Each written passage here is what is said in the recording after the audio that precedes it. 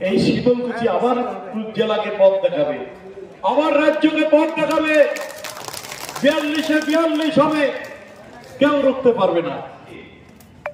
আগামী দিনে যদি আগামী নতুন যদি জন্ম নেই কোনো মায়ের কোলে, আমার এই শীতলকুচিতে যেন আমার জন্মটা হয়, এটাই মা উপরওয়ালার কাছে, ঠাকুর মদন মোহনের কাছে আমি প্রার্থনা করছি।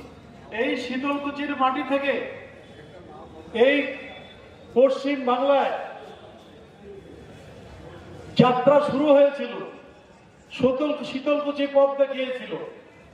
2009 সালে কুশারহাটে মমতা মাঝির নেতৃত্বে যে একটা ঐতিহাসিক সভা হয়েছিল, 8 কিলোমিটার 10 কিলোমিটার ধরে মানুষের ঢল নেমেছিল, মাঠ উপচে পড়েছিল। সেদিনই বাংলার মানুষ, কুচবিহার মানুষ বুঝে গিয়েছিল যে বাংলার পরিবর্তন আসন্ন। আজ আমার এই শীতলকুচিতে এসে আবার আমি বলে দিচ্ছি, আমার অভিজ্ঞতা যদি সত্যি হয়, এই শীতলকুচি আবার জেলাকে পথ দেখাবে, আবার রাজ্যকে পথ দেখাবে। 42 হবে, কেউ রুখতে পারবে না।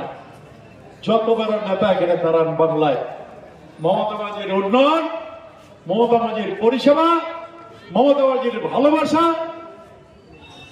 সামনে নির্বাচনে জয় আনবে তৃণমূল কংগ্রেসের 42টা প্রার্থী।